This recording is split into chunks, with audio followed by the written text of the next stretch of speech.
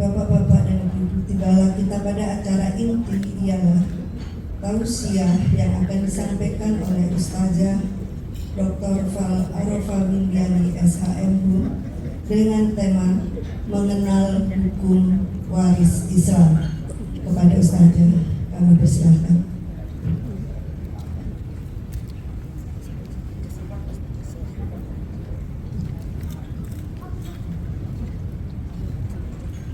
Bismillahirrahmanirrahim. Assalamualaikum warahmatullahi wabarakatuh.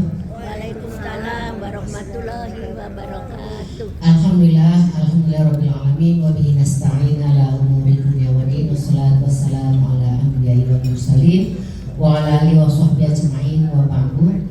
Alhamdulillah wa syukurillah kita bisa bertemu di ruang ini yang luar biasa.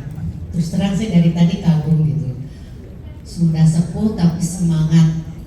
Kemudian kajian-kajian ini insya Allah akan mendatangkan manfaat buat kita semua. Amin ya Allah. Terima kasih kepada Pak Joko dan Ibu Titi yang berkenan mengamanahkan saya untuk hadir di sini setelah sekian tahun. Cukup lumayan lama. Qadarullah, Bu Titi ingat saya gitu, nggak tahu tuh gimana ceritanya. Dari ngaji ya Pak ya. Dalam kesempatan hari ini insya Allah kita akan sedikit, saya tidak akan membahas banyak ya. Saya hanya sebagai pemantik, pemacu dan pemicu untuk sedikit tahu tentang waris Islam. Perlu memperkenalkan diri, nama saya Dr. Fal. Fal itu bukan nama tapi gelar akademik. Jadi harusnya PhD karena saya S3 di University Kebangsaan Malaysia.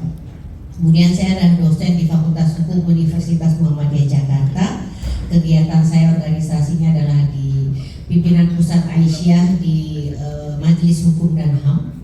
Kemudian di MUI Pusat di Komisi Hukum dan HAM. Kemudian saya juga Dewan Kehormatan Peradi Perhimpunan Advokat Indonesia DKI. Jadi monggo ibu-ibu, bapak-bapak kalau mau konsultasi saya persilahkan.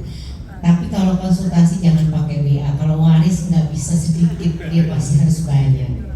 Jadi monggo silakan saja, bisa melalui telepon, bisa datang ke kampus. Bicara tentang waris adalah, mohon maaf ini saya harus mobile. Bicara tentang waris adalah bicara triangle, ya. Bicara waris, kenapa kita katakan tadi triangle, segitiga, ya. Karena di sini adalah kalau bicara waris maka bicara pewaris. Siapa pewaris? Pewaris ini adalah orang yang wafat. Dalam Islam, ini adalah salah satu kelebihan Islam di mana menjelaskan waris itu begitu detail. Ya, saya pernah di Komisi Kerukunan Umat Beragama sehingga saya banyak diskusi dengan teman-teman dari PGI, KWI. Ya biasa itu. Nah, ada beberapa isu penting terkait dengan waris karena dari pihak perempuan kita bicara gimana sih pembagian waris kalau untuk perempuan dari semua agama. Jadi pernah saya diskusikan tentang itu. Di dalam Islam, bicara pewaris adalah orang yang wafat. Kemudian waris ini orang yang wafat itu ada 3 kategori, yaitu kematian jasadi, nampak jasadnya. Normally standar. Kemudian ada juga yang disebut dengan kematian hukmi, kematian yang berdasarkan penetapan hukum. Jadi kalau ada orang tugas kemudian dicari sudah selesai tugasnya tapi nggak ada, dicari-cari nggak ada, maka diajukanlah ke pengadilan untuk dinyatakan wafat. Itu kita sebut dengan kematian hukmi. Kemudian ada lagi yang disebut dengan kematian takdiri. Kematian yang berdasarkan asumsi umum. Pernah ya Pak, ada angkatan laut yang kapal selam meledak di Nanggala ya. Nah itu kan, tapi kan ada yang utuh, ada yang enggak. Ya, kalau yang entah kemana, wallahualam, entah dimakan ikan, wallah kita nggak ngerti. Maka itu kita katakan bahwa itu kematian takdiri. Kematian yang berdasarkan asumsi hukum, asumsi umum. Atau misalkan ada pesawat MH370 ya punya Malaysian Airlines. Meledak entah di mana meledaknya. Yang jelas manifest yang ada dan dari pihak kewenangan otoritas Malaysia menyatakan bahwa manifest yang ada wafat semua. Maka ini kita katakan kematian takdiri. Jadi untuk waris Islam ini saya katakan tadi begitu detailnya berapa siapa dapat berapa. Tapi kemudian bicara waris bicara harta. Harta yang ujuk-ujuk, kalau orang Jawa bilang ujuk-ujuk datang. Maka ini menjadi persoalan dan punya potensi konflik sangat besar. Kenapa? Ya yang namanya harta, apalagi sekarang banyak orang hedon, ya hidup senang. Jadi kalau anak-anak muda katakan muda foya-foya, tua kaya raya, mati masuk surga. Kayaknya impossible ya. Nah kemudian seseorang dikatakan wafat, barulah dia tidak punya kewenangan untuk mengatur hartanya. Beda dengan hibah. Kalau hibah cash and carry, segitu dia berikan, segitu diambil. Jadi beralih automatically. Wasiat beralihnya kalau yang pemberi wasiat sudah wafat. Sementara waris Allah katakan no way, this is my authority. Ini adalah otoritas Allah semata untuk mengatur harta pewaris yang sudah wafat ini beralih. Peralihan. Apa yang beralih? Yang beralih hanya hak. Tidak seperti waris perdata barat. Kalau dalam waris perdata barat yang beralih adalah hak dan kewajiban, hutang piutang. Beralih. Dalam Islam tidak. Jadi misalkan saya meninggal dunia, saya punya harta 10 juta. Ternyata hutang saya 15 juta. Pertanyaannya beralih nggak kepada ahli waris? Beralih nggak? Beralih. Enggak. Beralih. Enggak. Jadi contoh, kan tadi yang beralih adalah hak, bukan hak dan kewajiban. Sebagai contoh, saya sebagai dosen. Saya punya hak dapat honor. Qadarullah, saya belum menerima honor tapi saya sudah wafat. Maka yang beralih kepada ahli waris saya adalah hak saya, honor saya. Kewajiban ngajar saya beralih nggak? Tidak. Ya nggak mungkin, saya ngajar dari tahun 84. Anak saya belum lahir, anak saya belum ada. Nggak nyanda. Maka dalam waris Islam prinsip utamanya yang beralih adalah hak, bukan hak dan kewajiban. Itu prinsip. Sehingga kalau saya punya hutang, ya, saya punya anak. Nah, anak saya ada dua posisi. Sebagai ahli waris dan sebagai anak. Sebagai ahli waris karena kuncinya adalah tidak beralih hak, yang hanya beralih hak, tidak kewajiban, maka stop di situ. Tetapi begitu dia berkedudukan sebagai anak, maka dapat peralihan dalam kapasitas birrul walidain. Karena dikatakan anta wa maluka li abika, engkau dan hartamu milik kedua orang tuamu. Jadi harus dibedakan mana hak, mana kewajiban. Gitu. Ini yang seringkali agak bercampur di masyarakat kita.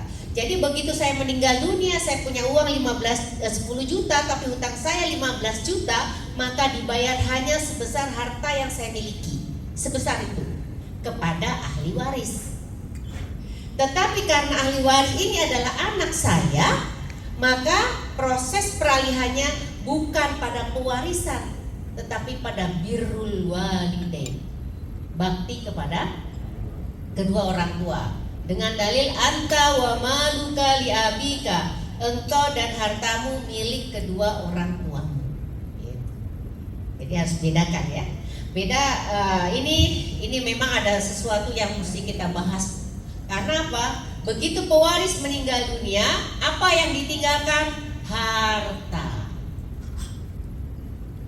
Harta ini ada 3 kategori. Ada yang disebut dengan harta bawaan. Jadi sebelum menikah dia bawa harta, itu milik pada yang bersangkutan. Atau kemudian harta dapatan, harta yang didapat saat atau setelah kematian. Jadi kalau saya, misalkan saya waktu menikah saya dapat mahar 5 juta. maka itu punya saya. Tapi begitu suami saya bilang itu buat DP rumah, tergantung, saya katakan pinjam, maka itu tetap harus dibayar hutangnya. Tapi kalau saya katakan oke, nanti toh rumah itu kita tempatin bersama, berarti saya meleburkan harta saya untuk harta bersama. Atau kemudian dalam perjalanan perkawinan saya mendapatkan harta waris dari orang tua, maka itu harta dapatan. Di sini bukan harta bawaan, dapatan yang didapat. Atau waktu saya meninggal dunia ada uang duka, maka uang duka itu adalah harta dapatan saya. Saya mendapat karena kematian saya. Atau karena kematian saya muncullah klaim asuransi kematian, maka itu milik saya dan menjadi hak para ahli waris. Jadi kalau anaknya 10, waktu akad kan nggak mungkin semua anaknya ditulis, paling 1 atau 2, tetapi tidak kemudian nama yang ada di situ menjadi punya otoritas penuh untuk mendapatkan harta. Tidak, hanya sifatnya administrasi. Ini yang seringkali di masyarakat begitu ya. Deposito, taruh deposito nama anaknya 1, tapi tidak kemudian dia pemilik mutlak, bukan. Dia hanya diamanahi untuk administrasi saja. Kemudian ada yang disebut dengan harta bersama. Jadi harta yang dihasilkan sejak tanggal perkawinan berlangsung tidak dipersoalkan atas nama siapa dan siapa yang mencari. Jadi kalau suaminya bekerja, istri ibu rumah tangga, maka tetap ada harta bersama. Atau misalkan yang lebih dominan istrinya, suaminya kurang, tetap ada harta bersama. Karena konsep di Indonesia begitu. Jadi di Indonesia ini pengaturan tentang harta-harta ini ada di dalam Undang-Undang Nomor 1 Tahun 74. Kemudian ada di namanya kompilasi hukum Islam. Jadi Undang-Undang Nomor 1 Tahun 74 ini disebut dengan Lex Generalis. Semua warga negara Indonesia, agama apapun, tunduk pada satu ketentuan yang sama untuk perkawinan. Nah, sekarang ditambah lagi undang-undangnya, Undang-Undang Nomor 1 Tahun 74, Yunto Undang-Undang Nomor 16 Tahun 2019 terkait dengan usia kawin, ya ditambahin. Kemudian ada yang namanya Lex Generalis, ketentuan khusus buat orang Islam di Indonesia. Ya, kenapa? Karena memang untuk waris dan perkawinan untuk Islam itu begitu detailnya, maka diatur khusus di kompilasi hukum Islam. Nah, salah satu pengaturannya adalah tentang harta. Jadi harta bersama adalah harta yang dihasilkan sejak tanggal perkawinan berlangsung, tidak dipersoalkan atas nama siapa dan siapa yang mencari. Nah, jadi kalau ada yang meninggal dunia, mesti di rating nih, harta bawaannya mana, harta dapatannya mana, harta bersamanya mana. Jadi memang untuk belajar waris ini perlu ketekunan dan mesti telaten. Karena kalau sudah mulai hitung-hitung udah headache. Aduh susah Bu. Jadi saya dikenal di kampus sebagai dosen killer. Karena matiin orang dulu baru muncul waris. Jadi kalau masuk kelas orang meninggal dunia, lah itu Ibu Arofan itu tukang matiin orang. Kemudian karena yang punya harta ini meninggal, beralih kepada siapa? Ahli waris. Siapa yang disebut ahli waris? Keturunan dalam hubungan darah, kemudian dalam hubungan perkawinan. Nah, ini kalau satu area ini satu persatu Pak, kalau dibahas nggak cukup 1 semester, ya, bersemester-semester. Dan ini memang qadarullah ya. Disebutkan dalam hadis bahwa ilmu yang akan dilupakan orang ilmu waris. Padahal dengan ilmu ini akan terhalau pertumpahan darah. Kenapa? Karena yang namanya barang ujuk-ujuk tidak dihasilkan dari usaha, tapi tiba-tiba datang, itu pasti orang mencari. Tetapi ilmunya orang banyak meninggalkan. Sehingga dikatakan bahwa ilmu waris adalah separuh dari seluruh ilmu yang ada. Kenapa? Karena di situ bercampur hitungan, hukum, psikologi, sosial dan sebagainya, lengkap. Sehingga di sini kalau bicara sudah ada yang meninggal dengan kategori 3 ini, kalau nggak jasadi, hukmi, takdiri. Kemudian yang meninggal punya harta dengan 3 kategori, yaitu harta bawaan, harta dapatan, dan harta bersama. Turun ke ahli waris. Siapa yang disebut ahli waris? Yang disebut adalah orang yang punya hubungan darah dan hubungan perkawinan.